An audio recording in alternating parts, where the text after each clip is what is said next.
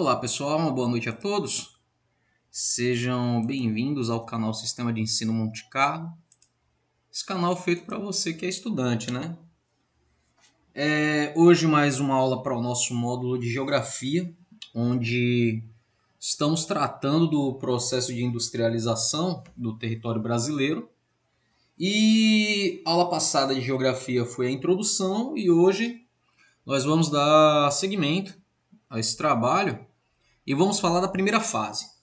Essa primeira fase que ela vai de 1808 a 1914, que é o momento em que nós chamamos de surto, o surto industrial que vai ocorrer aqui no Brasil, né? Ainda adotando o parâmetro histórico para poder explicar o processo ao qual a industrialização ela se adaptou aqui no Brasil, então isso aí nos remete a 1808, que é o momento em que Portugal assina o, o Tratado de Abertura dos Portos. Isso é naquele momento em que a família real vem para o Brasil, né, fugida de Napoleão. E aí, com auxílio, essa fuga foi com auxílio da Inglaterra. Então, a primeira medida tomada com a chegada da família real aqui no Brasil foi a abertura dos portos. Então, ao eliminar as barreiras alfandegárias e isentar de impostos as matérias-primas indústrias importadas, Dom João estimulou fortemente a instalação de algumas fábricas no Brasil. Tá? No entanto, o fato de até então não existir indústrias pesadas no país exigiu a importação de muitas máquinas e equipamentos. E o principal fornecedor desses equipamentos e dessas máquinas era a Inglaterra. Essa necessidade de importar bens de produção aprofundou nossa dependência externa, tanto econômica quanto tecnológica, e de qualquer forma o surto industrial verificado nas primeiras décadas do século XIX ele foi pequeno. Então, esse primeiro processo, as primeiras indústrias, né, foram formadas, construídas com máquinas importadas. Nós não tínhamos tecnologia para construir o nosso próprio equipamento ou produzir o nosso próprio equipamento. Tá? Antes de prosseguir, só uma explicação desse termo, o que seriam, né, os bens de produção. Então, bens de produção ou bens de capital refere-se genericamente às máquinas, que são os principais meios de transformação da matéria-prima. E, além desse significado, a expressão pode sintetizar outras condições materiais de produção, como empresas, equipamentos, material de construção, instalações industriais, etc. Então, esses são os nossos bens de produção. Entre os diversos fatores que contribuíram para o fraco desempenho da indústria brasileira nesse período, né, que se remete a 1808, em primeiro, o mercado interno ele era pequeno, porque era limitado pela escravatura. O desinteresse das elites nacionais, cuja maior preocupação era continuar amelhando grandes lucros com a agricultura exportadora, e as dificuldades para obter e manter bens de produção, que precisavam ser importados da Inglaterra.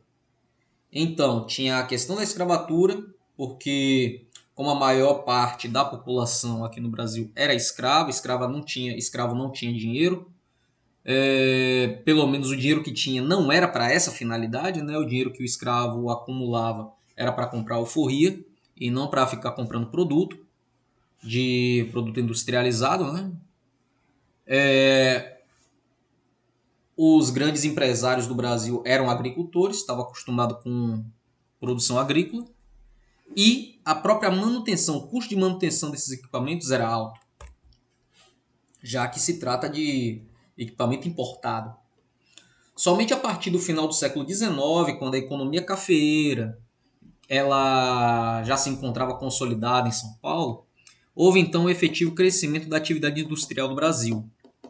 Na verdade, foi a implantação do complexo cafeeiro que desencadeou o estímulo propulsor da indústria, já que propiciou o surgimento de inúmeros fatores favoráveis às atividades industriais e destaca-se, né, além do café, ou paralelo ao café, os excedentes de capitais que surgiram com a exportação, né, desse produto, em volume tal que puderam ser investidos em novas atividades econômicas e, em especial, a indústria. Se está se produzindo mais, se isso dá lucro, então reinveste-se na produção e na sua maquinação, tá? Já que a Revolução Industrial que nós importamos na Inglaterra, ela tinha esse pressuposto, né? Facilitar a produção. Então, se produz mecanicamente mais, então, consequentemente, isso vai trazer mais lucros e esses lucros poderem ser reinvestidos em mais tecnologia. A infraestrutura instalada para o escoamento do café, como ferrovias, o Porto de Santos, isso tudo era fundamental para viabilizar a nova atividade econômica, né? Porque essa produção ela precisava ser escoada o mais rápido possível. Tudo isso para que o lucro ele viesse também de forma mais rápida. E, em terceiro ponto, o grande fluxo de imigrantes, que ocorre logo após o fim da escravidão, já que essa mão de obra ela precisava ser reposta, pois muitos imigrantes se fixaram nas áreas urbanas, incrementando o mercado consumidor local e, ao mesmo tempo, oferecendo mão de obra, posso dizer, especializada, já que essa mão de obra que veio de fora, elas já estavam acostumadas com as indústrias e com as fábricas, né, lá da Europa. Assim, os números evoluíram rapidamente, enquanto em 1889 havia apenas 636 fábricas, e essas fábricas empregavam algo perto de 54 mil pessoas. Em 1920, o Brasil já possuía 13.500 indústrias, nas quais trabalhavam quase 300 mil pessoas. E esse desempenho, dado por notável, considerando assim a primeira Revolução Industrial brasileira, culminou com a instalação de todos os principais setores da indústria leve e tradicional, voltadas para a produção de bens de consumo não duráveis, que seriam os alimentos, a indústria têxtil, a indústria de higiene e limpeza, cosmético. Observe que nós focamos a produção de bens de consumo e não de bens duráveis, tá? Essa indústria, em sua imensa maioria, elas concentram-se na região do Sudeste. Em 1920, 65% da população industrial brasileira estava instalada no Sudeste, e os principais centros industriais eram as cidades do Rio de Janeiro esse que era a capital federal, e abrigava um contingente de 1 milhão de habitantes. E São Paulo, que só possuía 100 mil habitantes, era um outro polo industrial e era o maior beneficiário de todo o complexo cafeeiro, o qual foi determinante para a implantação efetiva dessa nova atividade econômica no país. Então observe aí os contrastes. Rio de Janeiro já com 1 milhão de habitantes, São Paulo com a 10ª parte desse contingente, né? Só 100 mil habitantes. Então é São Paulo que nesse momento vai se aproveitar melhor desse recurso industrial promovido em grande parte pelo café. E aí você já vai se preparando para as aulas de história, quando nós formos falar sobre a política do café com leite. Vale lembrar que o êxodo rural decorrente desse crescimento industrial deu origem ao operariado urbano, a falta de uma legislação trabalhista e a herança cultural deixada pela sociedade escravista determinavam péssimas condições de trabalho e de vida nas cidades que se industrializavam. Os cortiços e as favelas tornaram-se comuns nas cidades de São Paulo e Rio de Janeiro dessa época e eram também símbolos, né, entre aspas, da realidade urbana. Essa relação entre expansão da cafeicultura e crescimento da atividade industrial, isso perduraria até 1929, quando vai ocorrer a quebra da Bolsa de Nova York. E esse evento vai provocar muitas falências, tanto na cidade quanto no campo. E foi um acontecimento desastroso que vai culminar no fim do ciclo do café aqui no Brasil. E agora esse dado importante, né, a nível de curiosidade, a questão da favela. A princípio, a favela no Brasil sempre foi sinônimo de exclusão social. Nos dias atuais, esse termo ele já não cabe no nosso contemporâneo, porque favela hoje foi substituído por conjunto habitacional, né? Porque favela, nesse início do século XX, no final para início do século XX, eram habitações feitas com material reciclado, papelão, madeira, tá? Eram muito vulneráveis ao fogo, já que era muito comum as favelas do nada incendiarem, né? Por causa do uso de velas, tal, e por ser material altamente inflamável. Então, hoje praticamente essas moradias, elas quase não existem mais.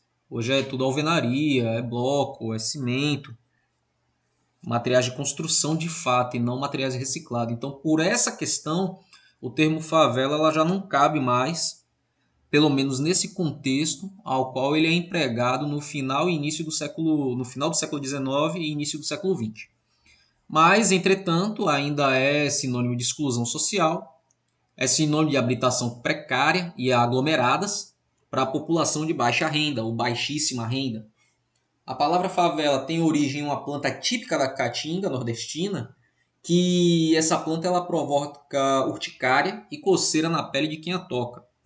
Uma das regiões onde essa planta mais aparece está próxima à localidade de Canudos, na Bahia, e Canudos foi foco de resistência do grupo de Antônio Conselheiro contra as tropas governamentais no final do século XIX, né? Aí a gente está falando sobre a Guerra de Canudos. Vários soldados que integraram essas tropas chegaram de volta ao Rio de Janeiro após a guerra, apresentando manchas em seu corpo provocado por essas plantas. Então, vai pegando esses dados aí. E muitos desses ex-combatentes, apelidados de favelados, passaram a morar em um morro. E esse morro ele ficava no centro antigo do Rio de Janeiro, à espera de uma ajuda governamental que nunca veio. Mais tarde, esse morro ele foi batizado de Morro da Providência. Olha como o nome é sugestivo. E o nome da planta favela passou a designar qualquer aglomerado de barracos que surgisse nos grandes centros. Primeiro nos morros do Rio de Janeiro e posteriormente nas outras grandes cidades brasileiras que ainda hoje crescem em um ritmo frenético e desordenado, tá? Então, observe que o nome favela ele não é à toa, é um termo que já está muito próximo da extinção, né? Mas fica isso aí a nível de curiosidade. A favela originária dos combatentes que vieram da Guerra de Canudos. Evento esse que foi uma vergonha para a história nacional. E isso aí cabe para nós um vídeo lá na nossa playlist de história, no nosso módulo de história, que no momento da publicação desse daqui, ele ainda não foi publicado lá, mas que com o passar do tempo vai estar lá também o mais breve possível. Turma, essa foi nossa videoaula de hoje, espero que tenha sido rica e instrutiva para todos vocês. Esse módulo, essa matéria, ela ainda continua, nós ainda vamos falar do processo de industrialização do Brasil até a atualidade. Nós vamos fazer essa pausa aí em 1929. E na próxima aula de geografia nós vamos dar prosseguimento a isso aí. Não se esquece de deixar o seu like, não se esquece de se inscrever no canal, não se esquece de compartilhar os conteúdos do canal. Eu aqui fazendo a minha parte como professor consultor e você daí como aluno, pesquisador, estudioso e divulgador do nosso canal, daí essa força para mostrarmos ao YouTube a relevância dos conteúdos aqui para a plataforma. E é uma forma também de você fortalecer o ensino. Fiquem todos bem, até uma próxima.